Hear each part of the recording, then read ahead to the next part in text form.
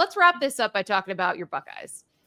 We talked about this a little bit off the top. Like, this was a complete beatdown. It was 21-0 in the first quarter. They were getting whatever they wanted. And it was obvious, by the way, right from the jump, that they were going to throw the ball again. They were going to get the ball to Jeremiah Smith. They were going to use the passing game, which we did not see them try to use against Michigan, in part because of the way Michigan defended them, but mostly it was an offensive game plan that left us very confused and very frustrated, having watched Ohio State all season and seen the talent in the wide receiver room. Game plan was great. They were great from the jump. This was a team that had started slow in a lot of games this season. They did not in this environment. Ryan Day seemed happy post-game after the stress that he has endured over the last 3 weeks after the fourth straight loss to Michigan. The number one thing, though, was the offensive game plan, the approach to the game. Joshua, you sent so many all caps texts during the start of this game. Where was this 3 weeks ago? It was crazy after the last time we had seen this team. They were so adamant that they were going to run the ball between the tackles. And then they lose to Michigan. The world is ending. And now we see them come out and throw the ball over the field. And it looked easy. It looked perfect. The speed and athleticism was all over. It was a phenomenal performance for the Buckeyes. It was phenomenal. It's also super frustrating, like, because of exactly the text that I sent. Like, they could have done this 3 weeks ago, and there wouldn't have been nearly as much like consternation and this tug of war within the fan base about like the direction of the program and who's the right coach and all these different things. All of that to say, they learned from the mistake, and they took the time that they had off to develop a game plan offensively that I thought was nearly flawless. You mentioned early on shots down the field, and Will Howard was spinning the rock. Like, I give him a ton of credit. He threw it probably as well as he did all year long, but they got Jeremiah involved early. They got Emeka Egbuka involved early. They threw it to two different tight ends. They threw it to a couple of running backs out there. You saw Carnell Tate get his hands on the ball. And in the times where they did decide that they needed to run it to keep balance, they were using more gap schemes. They were trying to create better blocking angles. We saw the speed option that creased Michigan. They did it again. It was a good running play for them against Tennessee. Like, I think this is what people expected when you heard Ohio State went and identified Chip Kelly as a guy that they wanted with the relationship with Ryan Day, what he does with the run game, when they went and spent $20 million to compose this roster that they felt like could lead them to a championship. The expectation was they could get into a top 10 matchup like this, and they could put up 42 points and hold the opposition to 17 with a late garbage time touchdown there. Last thing I'll say, defense for Ohio State is legit.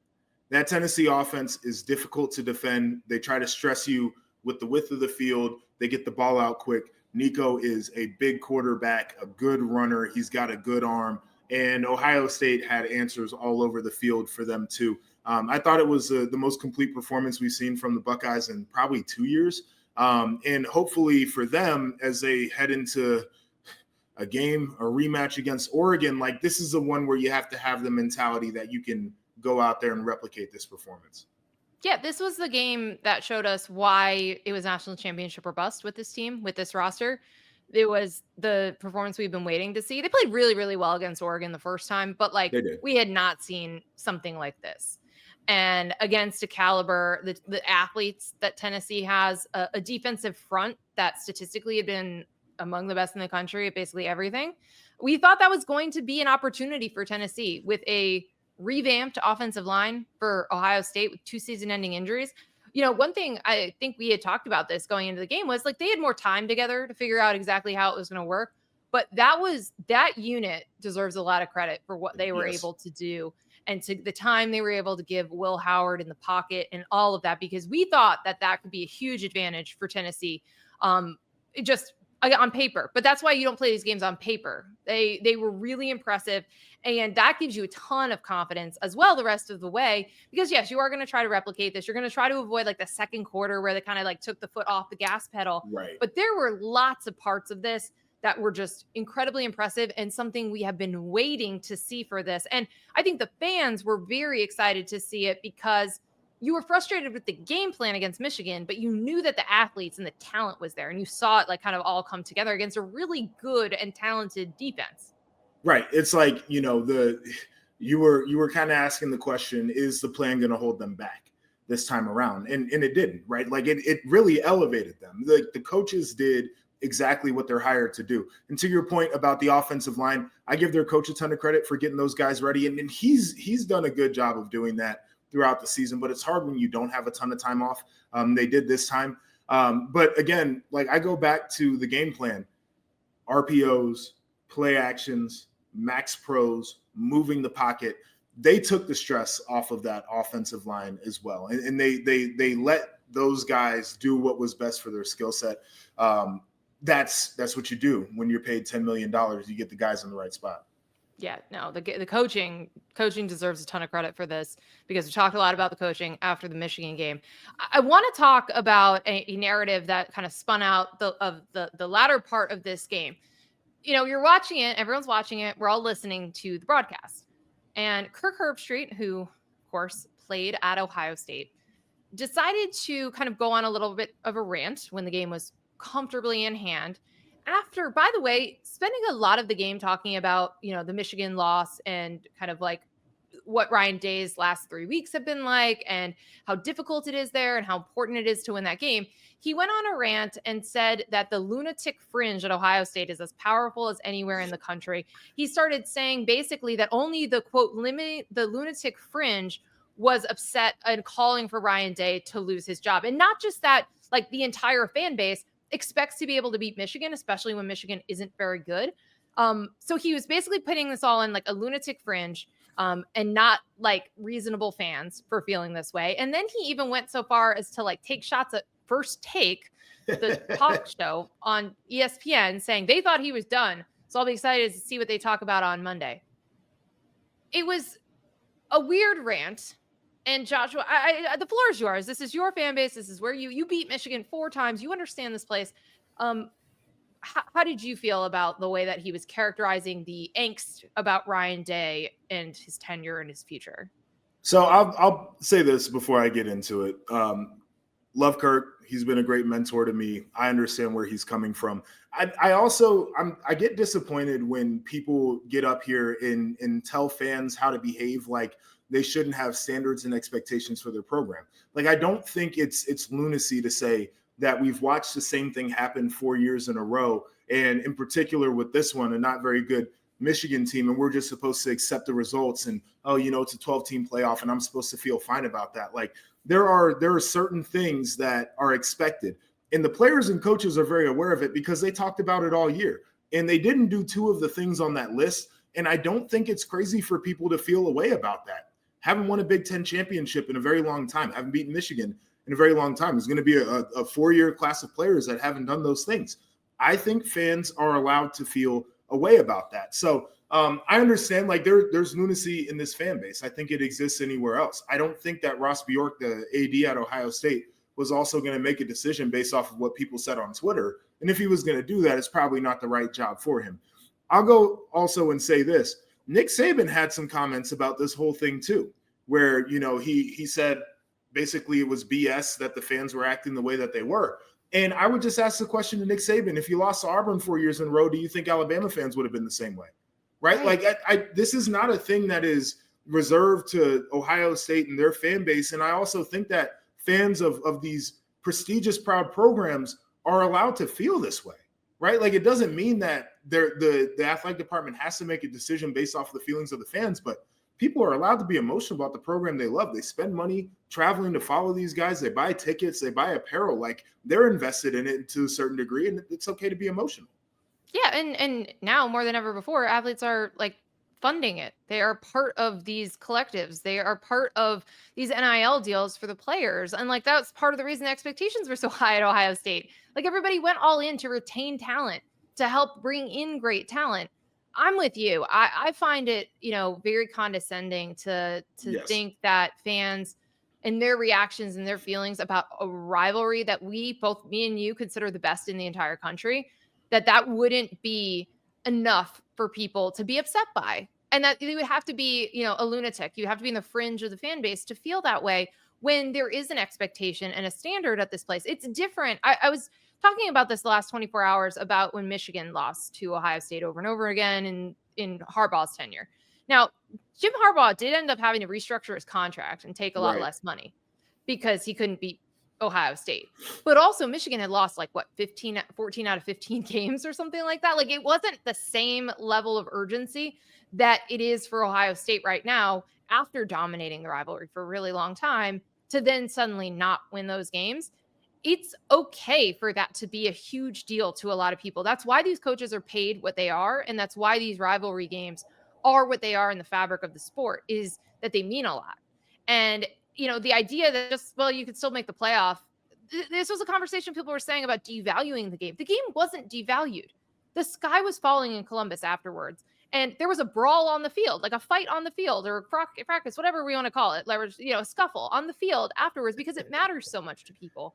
And I think that it is reasonable that fans would be upset by that performance. And again, it wasn't on the players. They were upset with the game plan, the way that was handled. They were also upset with the way that Ryan Day was like during the scuffle on the field, like not involved, not pulling guys away, like not getting involved in it.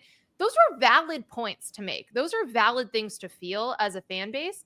And again, I keep coming back to what you just started that by saying, like, you're allowed to have standards and expectations for your program when you're Ohio State. I think the programs where the fans aren't this invested and the fans are apathetic, like those are the ones you want to avoid. That's when people stop donating. That's when people stop watching. That's when, nobody's showing up and they don't care what happens. Like it's a really tough existence. And like, I understand everything he was saying about Ryan Day and how hard it's been. Like I grew up where Ryan Day currently lives and like they've got security detail outside of his home because those are the real fringe lunatics, the ones that want to make threats. Like that's lunacy.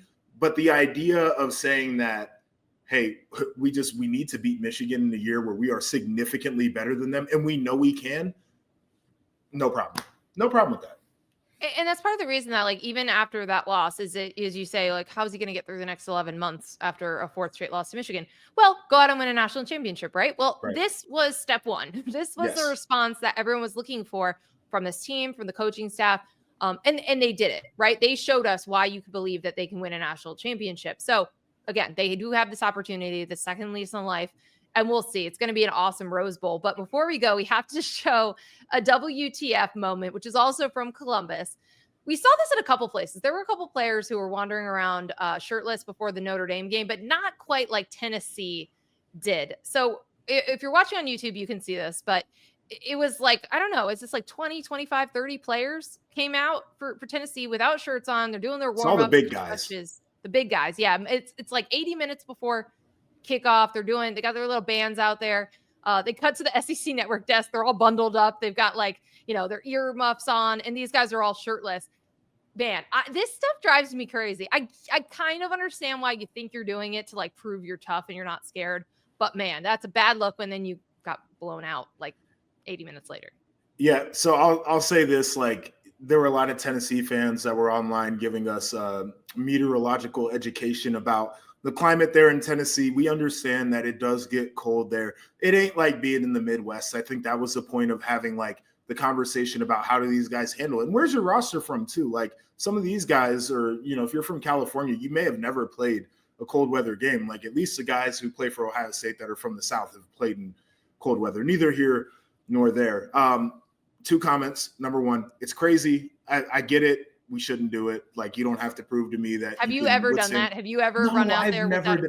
And I'll tell you, the one time I played in a game that was super cold, we played at Minnesota. I wore sleeves. I got to be comfortable to be able to ball out. And I had a bunch of tackles that game, but I wasn't going to have a bunch of tackles if I was freezing my tail off. So like, I do what you got to do to be comfortable, I guess, is message number one.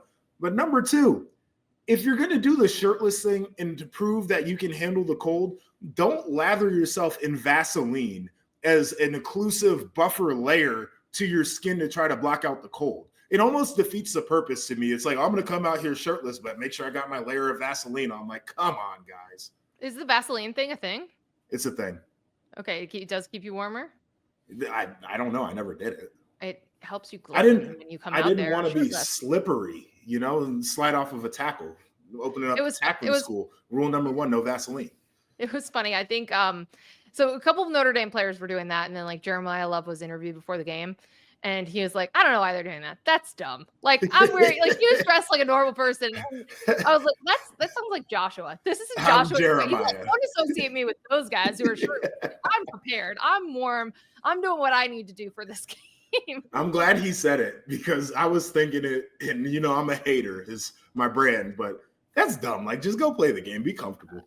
I know. And it reminded me too. There was like a game a few years back when it was Jeff Collins at Georgia Tech, where he had them like lifting weights. They brought like barbells on the sideline, and everyone's like, well, that seems silly. Is that supposed to be intimidating, or like what is that supposed to be? And then they lost, and it was like, well, that backfired. Just prepare, dress how you need to dress, wear the layers that you need to wear, and do your normal routine. Do what you do that makes you successful every time. The good news is that all of the remaining games should be pretty warm. They're either in domes or they are at the Rose Bowl, Fiesta Bowl. That Rose Bowl, when the sun sets, though, it gets chilly out there. True. Okay, so the good news is neither Ohio State nor Oregon players were the ones who were running around shirtless this weekend. So they will be prepared. And we get, honestly, a classic Rose Bowl, a Pac-12, Big Ten, Oregon, Ohio State Rose Bowl. It's gonna be awesome.